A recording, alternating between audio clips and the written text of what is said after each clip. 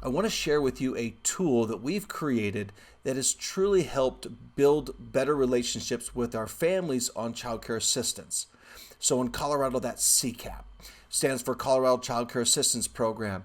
The fact is there's different expectations of these families than maybe in our private because there's more hoops to jump through. Hoops like parental fees and understanding why and where they come from and who sets those fees. Redetermination and making sure they get all their paperwork in on time.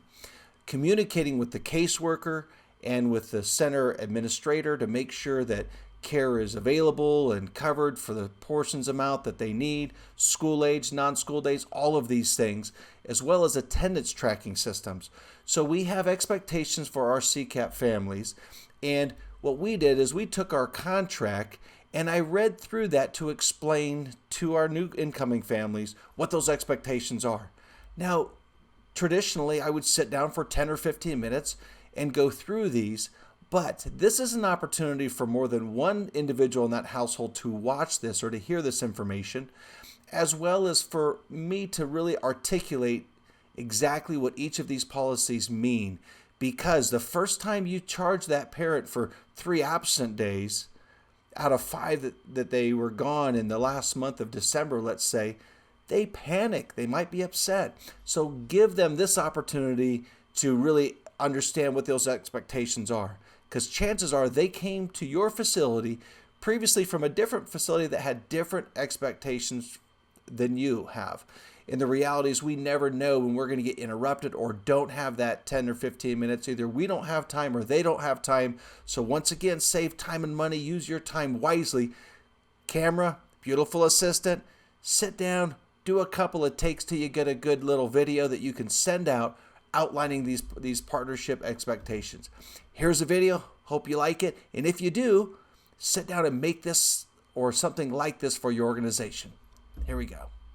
Hey everyone, I want to go over our CCAP contract for our families that have assistance through the Colorado Childcare Assistance Program. I felt like this is a great forum to explain that to you, to make sure that you are aware of all of our policies and procedures with our CCAP households, and make sure that those are going to be acceptable to you so that this is a good fit and partnership. I don't want you to have any surprises. All childcare centers have different policies. And so our policies may be separate, different, unique from an experience you've had before. Follow me with this. This is really important. You've got to sign off on all these policies before we can start. And so I want to make sure we give this opportunity to be really complete and transparent with you. So here we go. All right. Parent fees are assigned by the county. They're determined by the county. They're simply our responsibility to collect. They are due on the 1st of every month. We set up all of our families, CCAP and private, through a program called Tuition Express, which withdraws parental fees or tuition on the 1st of the month. We can either set up with a checking account or a savings account. Late fees are subject to your account if your parental fee is not due, paid in full by the 1st, but they'll be assessed by the 5th of the month if they're not paid in full. We are required to report any unpaid parental fees to your caseworker, and this ultimately will result in termination and inability for you to be able to access additional CCAP benefits in the future. So we hope that never happens, but we do want to work with you if you're having a challenge with your parental fee. If your child attends on days or times that they're not authorized by through CCAP, then we will end up private billing you for that care. Okay, so you need to make sure that when your child attends, that they're scheduled to attend for those days and times. We only accept full day enrollment in our toddler program. And so therefore, if your child is under 2.5 years old or in a toddler classroom of ours, if they attend less than 5 hours in that day, that's going to be recorded and paid by CCAP as a part day. We're going to charge you the difference between our part day rate and the full day rate to make up for that, because we can't afford to do part-time care in our toddler program due to the small number of children in those classrooms. It's really important to always maintain your child's check-in and out on both our check-in system and on the ATS. So we've got some other helpful videos and links. We're going to put a video probably right up in this corner that's going to show you our ProCare check-in. That is our record keeping as a center. And then we'll put another video right up in this counter that's going to show you an in-depth procedure on how to use their ATS, and that system is what pays for the care.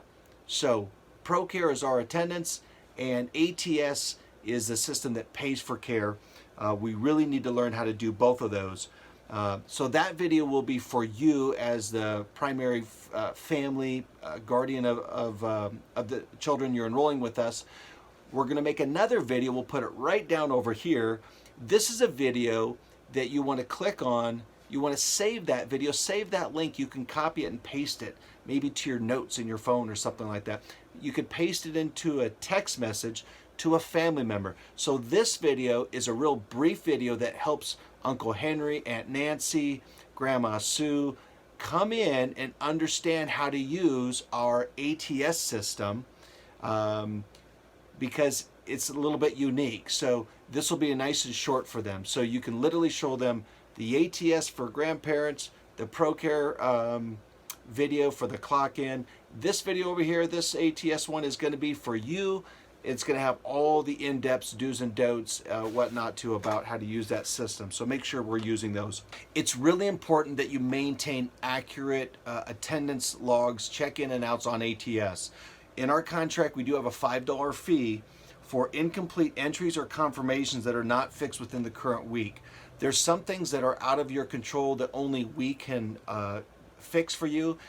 Those things, we need you to communicate that to us. So you really need to pay attention to the check in and out each day, each week, and make sure you're communicating to us by the end of the week. If there's anything that we need to fix for you, you can do it with a sticky note. We have those in the entrance of both of our centers, and communicate that, so we'll do that.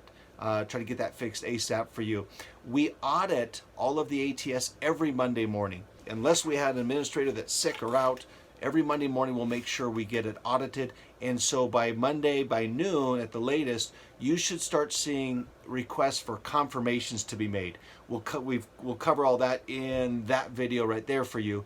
But so know that we'll get those audited Monday morning. So you'll have Monday afternoon, Tuesday, and Wednesday. That'll be Wednesday's day 9 to get all of those confirmations done. Make sure you understand the 9-day system. So we need you to make sure you keep ATS dialed in every day, but by the end of Friday, we've got to make sure it's 100% on your side, everything that you can do. And then Monday we'll audit. So if last Monday, let's say this Monday, there was an error that needed to be fixed, we get through the end of the week, that's 5 days. Next Monday is day 7. And then Tuesday, Wednesday is day 8 and 9. By Wednesday, by the end of business on Wednesday, you've got to do any confirmations from the previous week. So those 9 days include the weekends, or else CCAP won't pay for those days. Any days that are not properly entered into CCAP that they don't pay for, that's a user error, is going to be private billed for. So we are going to do our best to make sure we maintain our side of that ATS, but ultimately this responsibility is going to fall on you, the parent, the family member, the guardian, to make sure every day you're clocking your child in properly on ATS and out at the end of the day as well. DHS provides for 2 absences a month. So if your child is sick for a day, they stay home with a cough or sniffle, and then the next day during the month, maybe they're playing hooky with grandparents. We're not going to privately bill you for those 2 days. If they play hooky for an extra day, so now there's 3 absence, we're going to private bill you for that 3rd day. We're holding a spot. So we're a tuition-based program, which means we're going to charge based on the reservation that your child has with us, based on their schedule. So just know that beyond those 2 absences, you're going to be charged. A couple things about absences. We do require you notify us if your child's going to be absent. Whether they're sick or they're playing hooky, we need to know that, because we don't get compensated by the county for those absent days. So if we have someone that is looking to drop in or can fill that spot, that allows us to do that. And ultimately, we just ask for that accountability to let us know if they're going to be absent. DHS sick days, this is really important. We don't want to charge you anything we don't have to. You need to understand that if your child is sick and you take them to the doctor or physician, and they excuse them for that day, we can take that doctor's note, bring us that doctor's note. We'll take that doctor's note and we'll give that to the county at the end of the month, and they will reimburse us for 10 days that they're absent. So basically, we can bill them for 10 days per 12-month cycle of absent days that are excused by a doctor's note.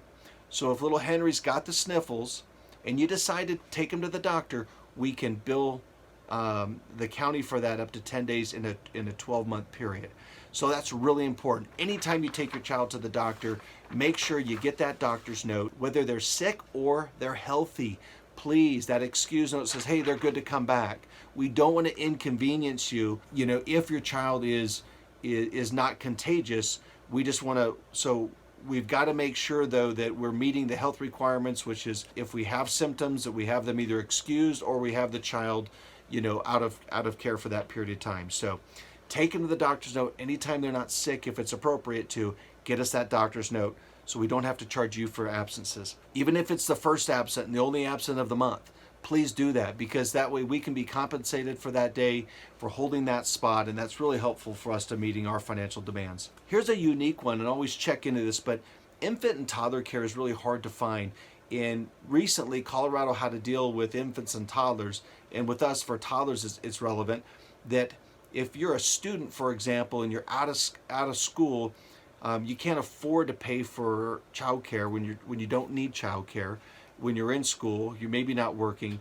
They have some ways you can ask your caseworker about holding a spot for a toddler as up to as many as 45 days a year. They have to be in attendance, but there's some provisions in there as well. So if you're a student and it's like Christmas break, winter break, you don't want to lose that spot because you're going to be out for a couple weeks. You can bring your child, for like 5.5 hours, let them play, let them socialize, spend the next half of the day with your child, and they'll care for that. But you have to get that pre-approved in advance, and that was a need grant thing, so you want to make sure you check into that. All right, hey, wrapping up, we're almost done here. Regarding school-age children, and specifically non-school days, you need to make sure that you're communicating clearly with your caseworker and with Discovery Kids your need for full-time care in that day. So if you have a 7-year-old that's in first or second grade and they come, say, just before school to Discovery, and then we transport them to their elementary school, but then you need us for a non-school day.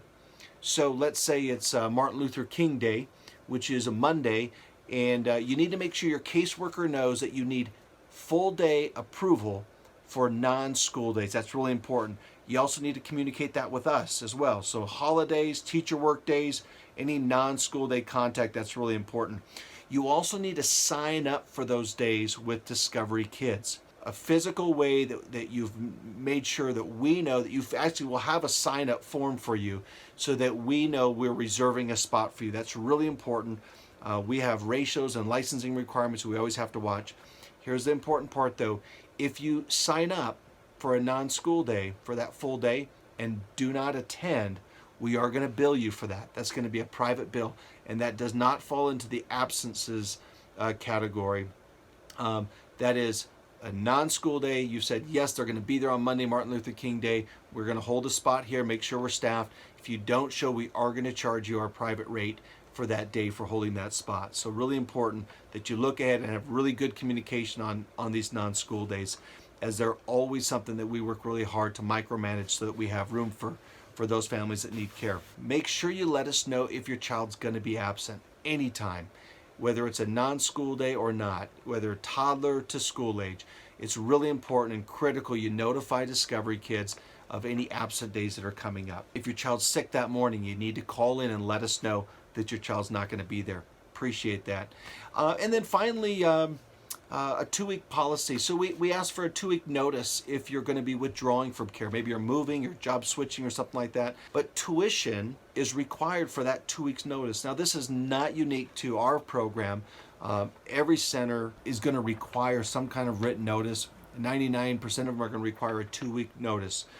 It's really critical for us to keep our program up and running properly. If you give us notice on January 25th that, hey, this is, they're going to be moving to another program on February 1st, we're still going to require a 2-week notice, which means maybe they'll be here with us for the next 4 or 5 days, but then the next week and a half or week after that is within that 2-week notice. We're going to have to private bill you for that.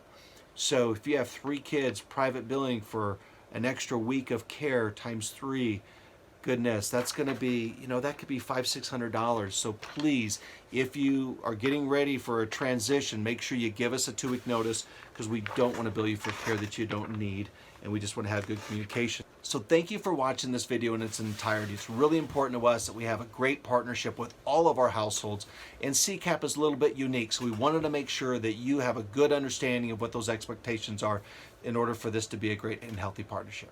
Thanks. Appreciate you. Have a marvelous day.